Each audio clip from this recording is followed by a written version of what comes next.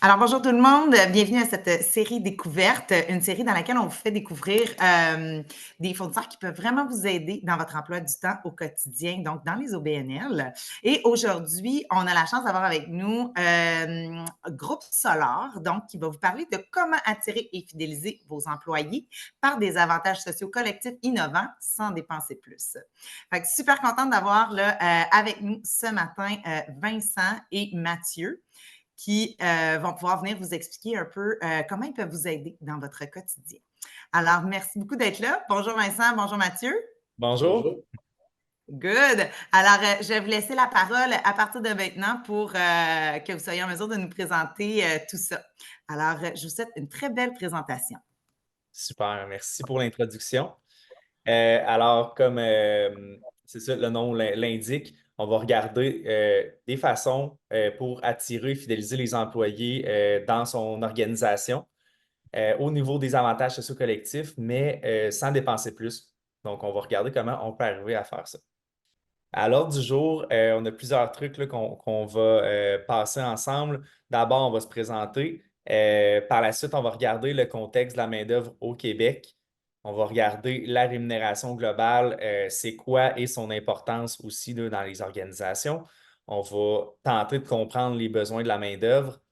On va vous présenter les différentes options d'avantages sociaux collectifs parce qu'il y en a beaucoup, puis il y en a de plus en plus.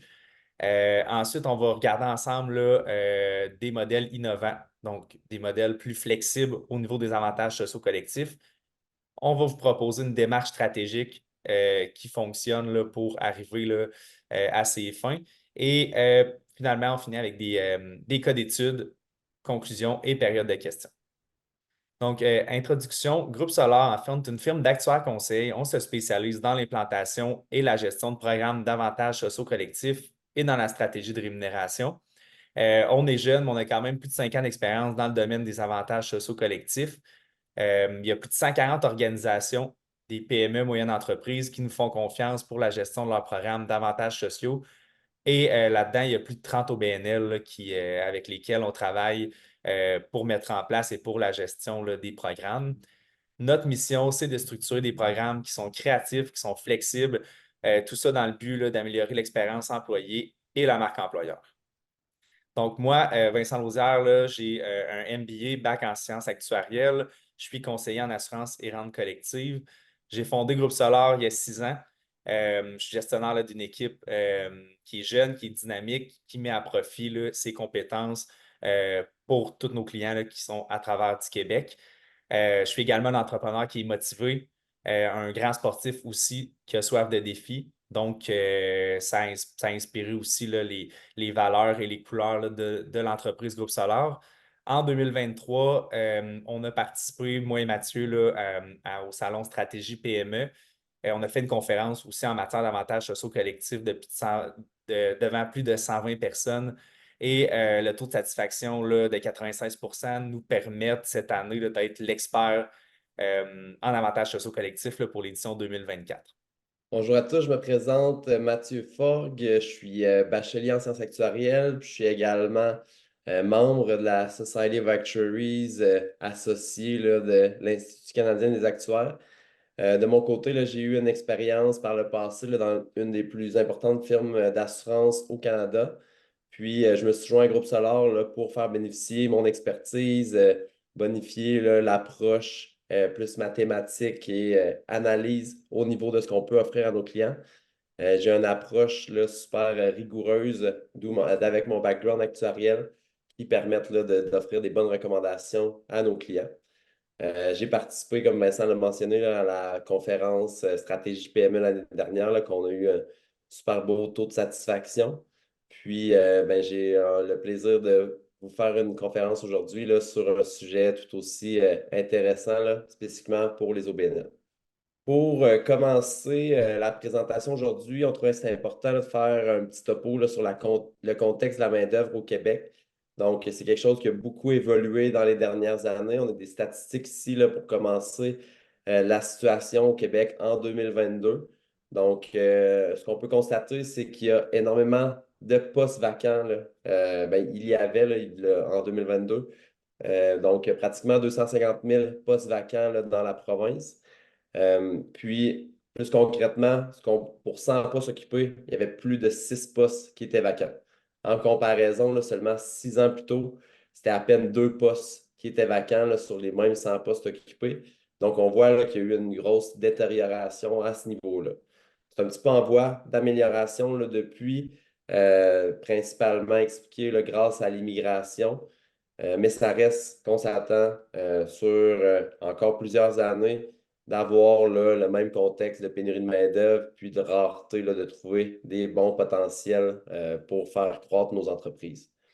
Donc, autre statistique super pertinente là, qui justement indique que le contexte va rester là, pendant un certain temps, c'est que pour chaque personne qui quitte le milieu de l'emploi, il y a seulement 0,8 personnes qui s'y insèrent. Donc, on a un ratio négatif présentement. On perd de la main-d'œuvre là, seulement avec la démographie au Québec. Puis, si on compare, là, il y a 20 ans seulement, le ratio s'élevait à 1,3 personnes. Donc, il y avait plus de personnes qui entraient sur le marché qui quittaient le marché du travail. Donc, ça vient avec toutes sortes de défis, ce contexte-là. Puis, une des bonnes façons là, de s'en sortir, ça va être de bien comprendre là, la réalité au Québec. Donc, comme j'en ai parlé un petit peu, la population est vieillissante au Québec, ce qui aggrave la pénurie de main-d'œuvre. Le graphique ici le permet de bien l'illustrer. Donc, la ligne jaune permet de voir là, la proportion de la population âgée de plus de 65 ans. Donc, on voit là, que depuis 2010, c'est en constante croissance. Puis, en bleu, le pourcentage des entreprises qui signalent un manque de main-d'œuvre qualifiée. Donc, il y avait eu une petite diminution avant la pandémie, mais depuis, on voit là, que c'est en constante croissance également. Le réflexe des entreprises, souvent qu'on constate, c'est qu'ils ont tendance à vouloir augmenter les salaires pour avoir une bonne rétention de leur personnel. Par contre, ce que ça crée en réalité, c'est que ça augmente la compétition entre les organisations. Donc, ça complexifie le recrutement, complexifie la rétention, mais ça n'ajoute pas de personnes qui sont disponibles et de la main-d'œuvre qualifiée. Donc, il y a d'autres façons d'y parvenir là, pour s'assurer de se démarquer en tant qu'employeur, autant au niveau du recrutement que de la rétention. Autre constante, pas une constante plutôt, là, mais une variable qui est à considérer, c'est qu'il y a des nouveaux besoins au niveau de la main-d'œuvre. Déjà, la main-d'œuvre actuelle, ils ont des besoins très différents en fonction de leur âge, de leur réalité individuelle, l'étape de vie où ils sont rendus. En plus de ça, quand on vient ajouter la nouvelle génération qui entre sur le marché du travail, la génération Z, puis les travailleurs étrangers là, qui sont les deux plus grands intrants en ce moment là, au niveau de la main-d'œuvre sur le marché, on voit là, que les besoins sont complètement différents. Donc, Génération Z recherche une flexibilité, un équilibre de travail, vie personnelle, recherche une rémunération globale qui est flexible, des opportunités de développement, puis un employeur là, qui a un bon engagement social et éthique. Du côté des travailleurs étrangers, les besoins sont différents, donc ils recherchent plus une stabilité et une sécurité là, au niveau de leur emploi. Veulent avoir du soutien au moment de l'intégration, recherchent à avoir des protections et des avantages sociaux. Donc, c'est une bonne façon ici là, de se démarquer pour ce type de main-d'œuvre. Puis, une reconnaissance de leurs compétences. Là, donc, en ayant effectué un changement de pays, c'est quelque chose qui est important pour eux. Maintenant, si on regarde les composants de la rémunération globale, donc évidemment, ben, on parle de salaire, tout le monde est habitué au salaire, mais il y a plusieurs autres composantes qui peuvent faire en sorte qu'on vient se démarquer comme employeur. Donc, nous, on va traiter aujourd'hui des avantages sociaux collectifs, mais il y a également les primes, les bonis, les formations et développement personnel qui peuvent aussi être intégrés dans les avantages sociaux collectifs. Actions, options d'achat, là, ça nous parle moins au niveau des OBNL. Ensuite, ben, il y a les environnements de travail, les horaires de travail, évidemment, et les programmes de reconnaissance et autres avantages. Le rôle et l'importance de la rémunération, il faut mettre de l'énergie en tant qu'employeur que d'organisation sur la rémunération globale. En fait, ça va contribuer à un succès collectif, avoir une bonne rémunération. On va s'assurer que notre main-d'œuvre est en santé et que les employés là, sont bien au travail. On s'assure avec une bonne rémunération là, d'une justice et d'une équité au niveau là, des différents employés. Tout ça va faire en sorte qu'on va améliorer l'expérience employée. Donc, ça va être plus intéressant pour l'employé là, de venir travailler puis d'être dans son environnement de travail. Et ça va venir solidifier la marque employeur. Donc, ça va vous revenir. Finalement, investir dans la rémunération va tout simplement là, venir renforcer la marque employeur. Et c'est dans cette rémunération globale que l'employeur peut faire preuve de créativité sans tomber dans une surenchère des salaires, comme Mathieu l'indiquait, afin de se démarquer. On va regarder quelques statistiques maintenant par rapport à l'expérience employée parce qu'on considère que c'est super important. Donc, première statistique, 95% des employés, dans le fond, qui ont été, en fait, c'est les employeurs qui ont été sondés dans ce cas-là, ont indiqué que l'amélioration de l'expérience employée sera une priorité importante pour leur organisation au cours des 3 prochaines années. 88% des employeurs, parmi les 1500 employeurs là, qui ont répondu au sondage, estiment qu'une expérience employée favorable constitue un facteur déterminant de la mobilisation. 86% estiment qu'une expérience employée qui est favorable va constituer un facteur déterminant de la productivité. Donc, évidemment, des employés qui sont en santé, qui sont bien au travail, vont être plus productifs.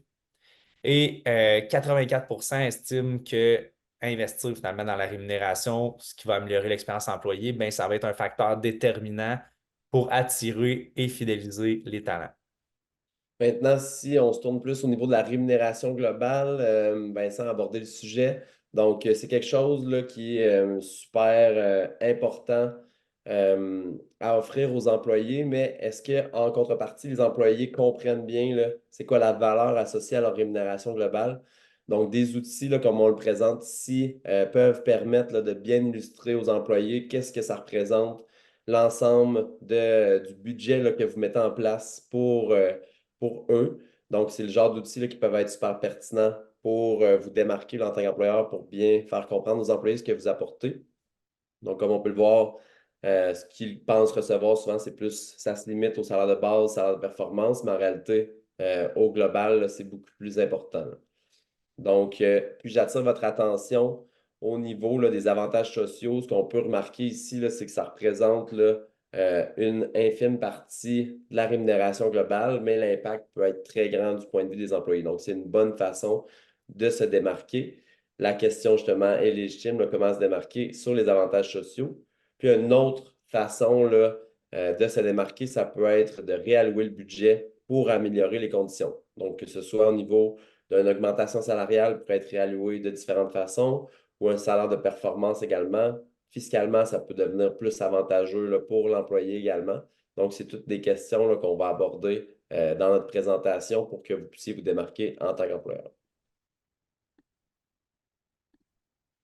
Au point de vue des employés, c'est quoi leurs besoins en tant que tel? Donc, il y a un sondage qui a été réalisé là, par le Conference Board du Canada puis Télésanté qui indique que les avantages sociaux sont le deuxième facteur auquel les employés accordent le plus d'importance après le salaire pour ceux qui sont à la recherche d'un emploi. Donc, c'est super important, comme on peut le voir là, avec cette statistique. Puis, deuxième élément, c'est que 60 à 77%, dépendamment du secteur d'activité, ont déclaré qu'ils quitteraient leur emploi si un autre employeur leur offrait un meilleur soutien en matière de bien-être. Donc, comme on peut le voir, si je fais du pouce à la slide précédente, c'est une petite portion de la rémunération globale, mais ça a un très gros impact du point de vue des employés. Donc, ça peut être une super bonne façon là, de se démarquer en tant qu'employeur. Selon le même sondage, une autre statistique qu'on trouvait qui était super pertinente, c'est que jusqu'à 83% d'écart entre ce que les employés souhaiteraient obtenir comme soins de santé et bien-être versus ce que les employeurs vont réellement offrir. Donc, ça, c'est assez flagrant là, comme différence.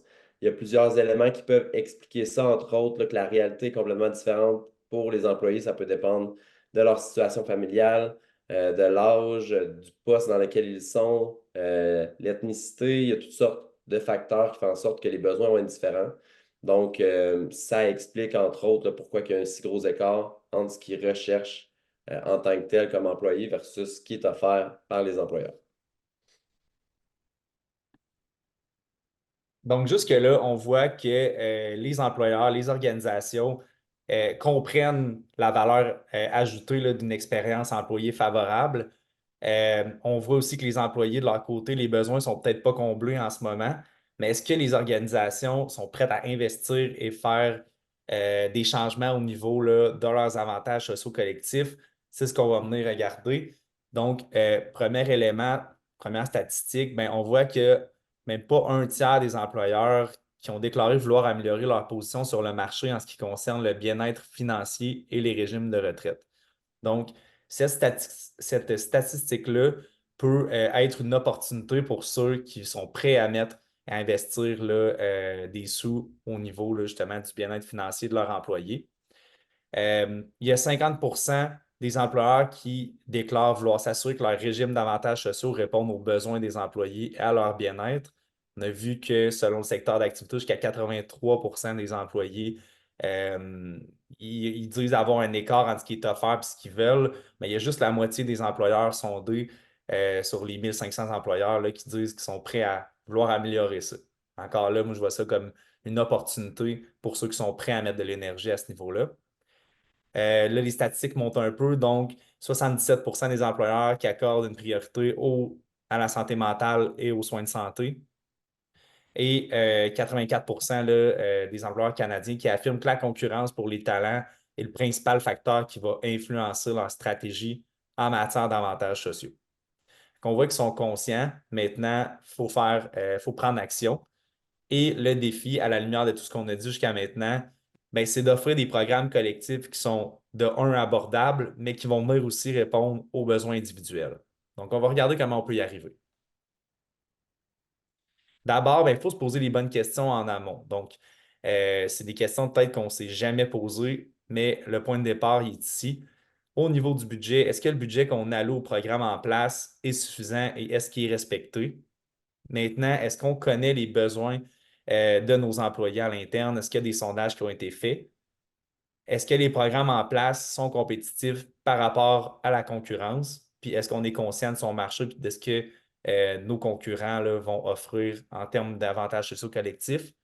Et est-ce que les avantages sociaux en place, bien, ils prennent en considération le contexte socio-économique et les nouvelles tendances? Donc, au niveau des possibilités concrètement d'avantages sociaux, ça peut sembler être un casse-tête. Il y a énormément de possibilités à ce niveau-là. Donc, considérant l'investissement là, que vous voulez mettre en place pour bien répondre aux besoins des employés, c'est important de comprendre l'ensemble de ces éléments. Donc, premièrement, là, au niveau de l'assurance collective, là, qui peut être le premier morceau du casse-tête, qui peut être un morceau super important. Il y a différentes solutions. On va y venir un petit peu plus en détail sur la prochaine présentation. Ça peut être modulable. Donc, il y a beaucoup de flexibilité à ce niveau-là là, sur ce qu'on peut venir offrir aux employés. Par la suite, au niveau du régime de retraite collectif, donc ça peut être un autre gros morceau là, du casse-tête qui permet de bien répondre aux besoins plus financiers là, des employés. Par la suite, il y a différents programmes qu'on peut mettre en place pour ajouter de la flexibilité. Donc, compte de soins de santé, compte mieux-être, soins de santé virtuels, PAE axé sur la santé mentale, sont tous des éléments qui peuvent venir vous différencier en tant qu'employeur qu'on va pouvoir aborder là, sur la prochaine slide. Donc, il y a beaucoup d'informations ici là, dans cette diapositive-là. On va prendre le temps de quand même décortiquer là, un petit peu chacun des éléments, chacun des programmes. Qu'est-ce que ça représente concrètement? C'est quoi les coûts approximatifs? On a fait une colonne avec un exemple là, pour 20 employés. Qu'est-ce que ça peut représenter là, pour avoir quelque chose de plus concret pour vous? Puis, c'est quoi les principaux avantages au niveau là, de chacun des programmes?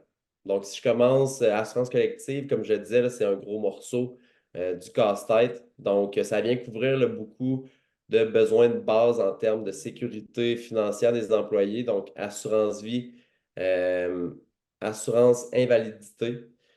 Par la suite, la portion médicaments, soins médicaux et paramédicaux, qui sont les professionnels de la santé, psychologues, massothérapeutes, tous ces types de professionnels-là. Puis les articles médicaux et une assurance voyage. Donc, ça, c'est comme le package de base. Il y a 3 composantes, assurance vie invalidité, puis la portion assurance maladie. Par la suite, on peut venir bonifier le programme en ajoutant d'autres types de couvertures. Donc là, ça ajoute justement une portion de flexibilité. On peut ajouter les soins dentaires, les soins visuels, une couverture contre les maladies graves. On peut ajouter d'autres types d'éléments aussi là, au niveau de l'invalidité de courte durée. Fait que, bref, c'est assez flexible à ce niveau-là. Les coûts approximatifs pour un programme d'assurance collective, une règle du pouce facile à utiliser, c'est environ 2 000 par employé annuellement, puis multiplié par votre contribution. Donc, ça, c'est le coût de votre côté là, en tant qu'employeur. Si vous contribuez à 50 par exemple, ça représente environ 1 000 par employé par année là, pour leur offrir une couverture d'assurance collective. Donc, l'exemple pour 20 employés, avec le 50 de contribution, comme je le mentionnais, ça représente un investissement de 20 000 Les principaux avantages, tout le monde est admissible, il n'y a pas de sélection médicale, donc peu importe l'état de santé des employés, ils vont avoir une bonne couverture à ce niveau-là. Les coûts sont avantageux, donc considérant là, que vous êtes un groupe, il y a une réduction, là, il y a un avantage à ce niveau-là au niveau des frais. Fiscalement, c'est plus avantageux que du salaire. Donc, sans aller dans les détails, mais plusieurs des couvertures qui vont être payées par l'employeur ne vont pas générer d'avantages imposables pour l'employé ou du moins seulement sur le palier provincial. Il y a énormément de possibilités de choix. Puis, autre élément là, super important, c'est que dès qu'on met un programme d'assurance collective en place, les employés n'ont plus à payer pour la RAMQ. Donc, c'est une prime annuelle qui est payable au moment de la déclaration d'impôt. Ça représente là, entre 750 et 1000 $, dépendamment des franchises qui vont être payées en cours d'année. C'est quelque chose là, qui n'est pas nécessairement toujours bien compris. Donc, quand on considère ça, si on contribue à 50 en tant qu'employeur, on se retrouve à offrir quelque chose de super avantageux pour l'employé. De son côté, malgré sa contribution, puisqu'il n'a plus à payer pour la RAMQ, se retrouve à avoir pour un coût équivalent une couverture là, beaucoup plus généreuse. Donc, c'est une bonne façon là, de se démarquer puis d'offrir quelque chose d'intéressant aux employés. Par la suite, si je poursuis au niveau du compte de soins de santé, donc ici, c'est une façon d'ajouter de la flexibilité. Le concept est qu'on offre une allocation annuelle aux employés de façon équitable là, pour qu'ils puissent l'utiliser de la façon qui leur convienne au niveau des soins de santé. Donc, par exemple, si vous n'avez pas de couverture d'assurance de soins dentaires, par exemple, ben, les employés peuvent l'utiliser pour ça. Quelqu'un qui a plus des besoins au niveau de la vue pour s'acheter des lunettes peut l'utiliser l'allocation de cette façon-là. Ça peut être aussi utilisé là, pour rembourser la portion qui n'est pas couverte là, pour les médicaments. Puis, toute la portion là, paramédicaux aussi est couverte à ce niveau-là. Donc, tous les besoins de soins de santé là, vont être couverts à même cette allocation-là. Puis, c'est l'employé qui détermine la façon qu'il veut l'utiliser. Au niveau des coûts, ben, ça varie vraiment en fonction de l'allocation que vous voulez offrir. On a fait un exemple là, avec le même groupe de 20 employés pour une allocation de 500 par année. Ça représente là, un investissement de 10 000 là, puis ça offre une belle flexibilité aux employés. Donc, les principaux avantages ici, c'est que c'est un complémentaire à l'assurance collective pour venir justement convenir aux besoins de tout le monde. C'est équitable et juste pour tous. Là, ils peuvent l'utiliser de la façon que ça leur convient. Fiscalement, c'est avantageux. C'est seulement imposable au palier provincial. C'est non imposable au palier fédéral. Donc, versus du salaire, c'est avantageux à ce niveau-là. Puis, les coûts sont prévisibles, considérant là, que c'est une allocation budgétaire. Donc, c'est vous, en tant qu'employeur, qui déterminez le montant. Si je poursuis au niveau du compte de dépenses mieux-être, donc c'est très similaire au compte de soins de santé, mais on vient ajouter d'autres types de dépenses qui vont être admissibles. Donc, il y a une allocation qui va être offerte là, aux employés pour couvrir tous les besoins de santé, évidemment, vont continuer d'être couverts, mais en plus de cela, on peut venir ajouter des dépenses de mieux-être. Donc, ça peut être pour couvrir les abonnements au gym, ça peut être pour des abonnements de yoga, ça peut être pour des billets de spectacle, ça peut être des billets d'avion, plus des livres, des animaux de compagnie.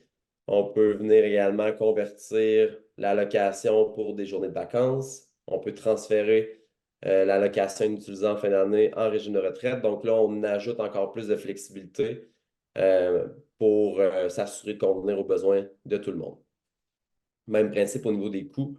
Donc, le montant annuel là, va varier en fonction de ce que vous désirez offrir.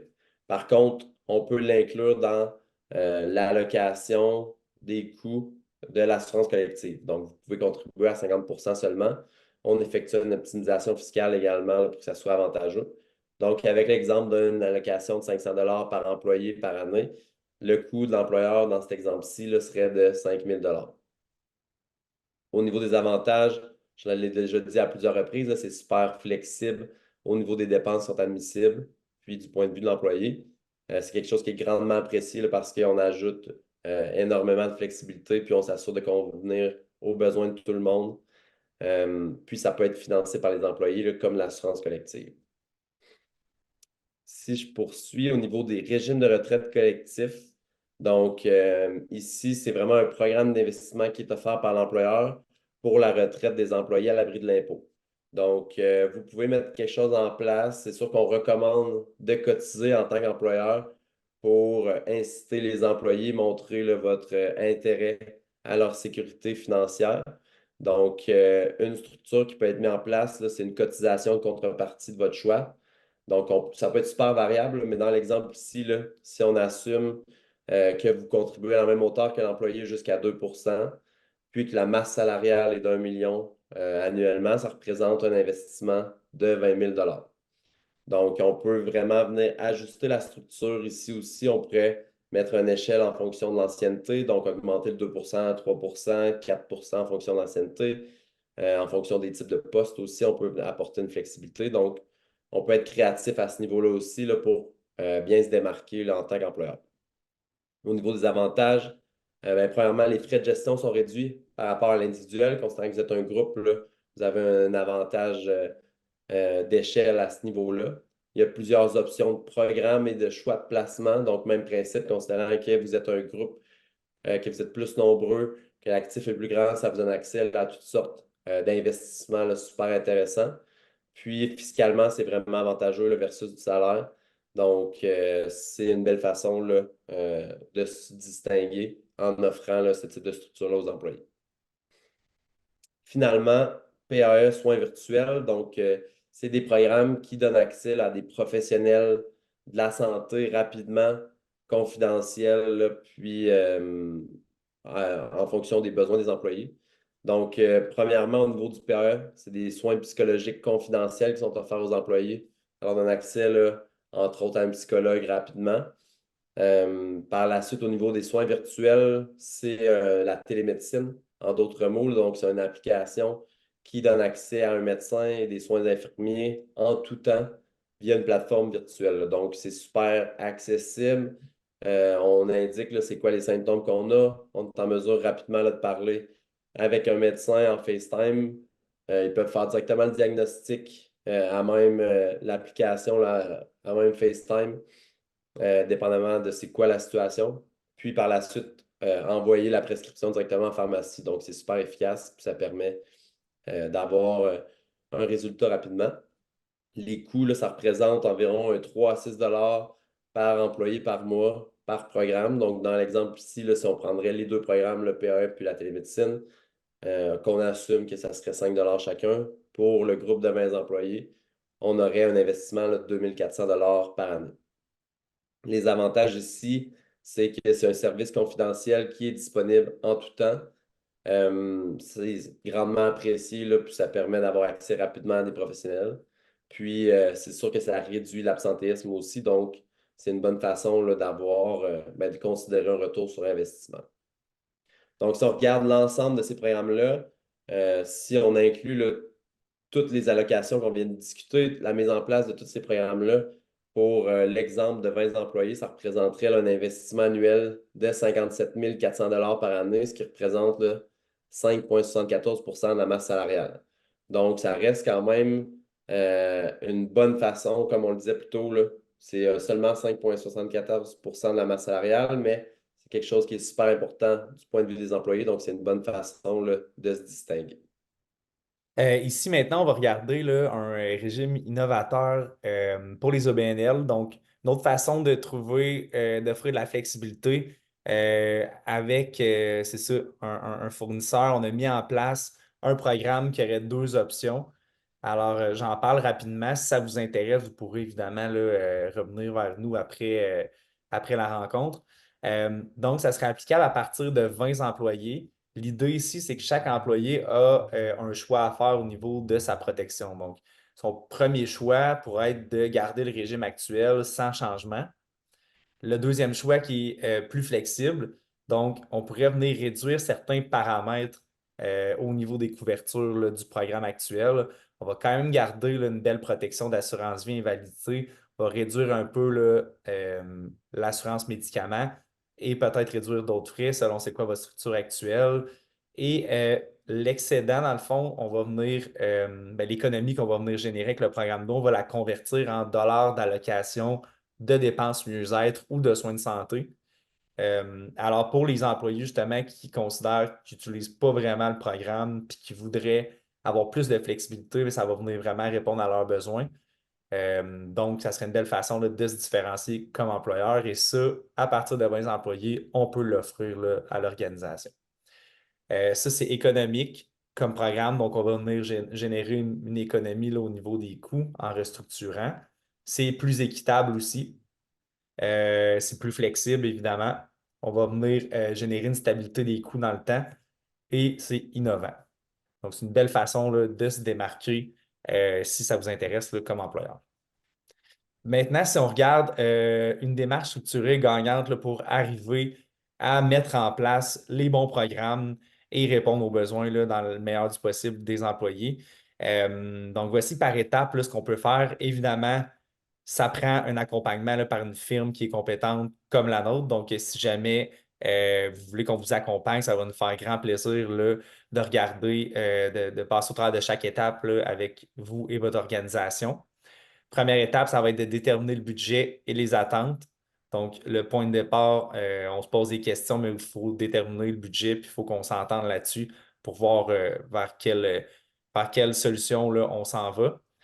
Ensuite, on va analyser le contexte démographique du groupe. Donc, regarder d'un point de vue d'ensemble, qui compose notre gang. Vous les connaissez mieux que nous, fait on se pose des bonnes questions pour voir qu'est-ce qu'on va venir offrir là, en fonction là, des personnes qui sont dans l'organisation. Ensuite, on va venir sonder les employés sur leurs besoins. Donc, par sondage confidentiel, on va aller chercher de l'information sur ce qu'ils ont réellement besoin. Ça va venir là, appuyer nos recommandations. On va faire une analyse des programmes actuels et une comparaison avec le marché. Si jamais vous n'avez pas de programme en place, on va tout simplement passer à l'étape suivante, qui est la proposition des solutions d'avantages sociaux. Donc, avec les 4 premières étapes, on est en mesure de venir proposer des solutions innovantes, des nouvelles idées là, pour vous démarquer, sans pour autant alourdir la structure de coûts ou augmenter les coûts. Et super important, après, une fois qu'on a statué sur ce qu'on veut mettre en place, on va venir gérer le changement. Donc, ça va passer par des rencontres, des communications, toujours dans l'optique que les employés doivent voir la valeur ajoutée là, de ce qu'on fait comme changement. Maintenant, on va vous faire quelques cas d'études rapidement. Évidemment, c'est seulement à titre d'exemple. On s'entend que chaque organisation a sa réalité, son contexte, son budget. Mais juste pour que vous ayez une idée de tout ce que Mathieu a parlé comme choix d'avantages sociaux pour voir qu'est-ce que ça pourrait donner si vous vous retrouvez dans une organisation qui ressemble à un des cas. Donc, on va le faire quand même assez rapidement. Mais ici, le premier cas, ça serait un OBNL de 5 employés qui offre rien en place présentement. Donc, au niveau du contexte, c'est un budget restreint. On veut mettre un programme au moins pour venir offrir là, une protection de base aux employés. Ensuite, la concurrence de la main-d'œuvre est faible et normale. On est capable là, de venir offrir d'autres paramètres de rémunération qui fait que ce n'est pas super difficile de trouver de la main-d'œuvre. Puis la démographie, dans ce cas-là, ça serait des jeunes employés. Donc, on va venir mettre en place un programme de base d'assurance collective qu'on trouve super pertinent là, comme protection. Il y aurait une assurance vie, assurance salaire de longue durée en cas d'arrêt de travail, assurance médicaments, soins médicaux, paramédicaux et articles médicaux. Là-dedans aussi, il y a l'hospitalisation, l'assurance voyage qui est inclus. Et ça viendra en remplacement de la RAMQ. Donc, il ne faut pas oublier que de leur côté, les employés n'auront pas à payer leur prime RAMQ en adhérant au programme en place. Le cas d'étude numéro 2 maintenant, ça serait un OBNL de 25 employés. Ici, ben, le budget alloué serait un petit peu plus grand. Donc, on parlerait d'un 6% de la masse salariale. Par sondage, on se rend compte qu'on a besoin de protections qui sont modulables. Donc, certains accordent de l'importance aux avantages sociaux collectifs et d'autres pas vraiment. La concurrence de la main-d'œuvre est élevée. Puis au niveau de la démographie, ben, on a des jeunes employés, mais on a aussi des employés plus âgés. Fait qu'évidemment, les besoins sont différents. Ce qu'on va faire, on va venir mettre en place une assurance collective qui est modulable, un peu comme je vous l'ai présenté. Donc, le fameux programme à 2 modules pourrait venir répondre aux besoins des employés. À cela, on va venir ajouter des soins de santé virtuels, télémédecine, dans le fond, programme d'aide aux employés et le programme d'aide aux employés axé sur la santé mentale, parce qu'on considère que c'est des programmes qui, pour le coup, sont super intéressants en termes de protection. Et on viendrait mettre un RRS, un régime de retraite simplifié, avec une échelle d'ancienneté pour favoriser là, la rétention. Donc, si je poursuis, cas d'étude numéro 3, ici, on prend un OBNL de 40 employés qui a un budget là, super généreux. Donc, on parle dans 10% de la masse salariale. Les besoins sont vraiment des protections complètes et flexibles, d'où le budget super généreux. La concurrence au niveau de la main-d'œuvre est très élevée, donc on veut l'utiliser là, pour se démarquer. Puis la démographie, on est vraiment des employés de tout âge, là, donc des besoins complètement différents.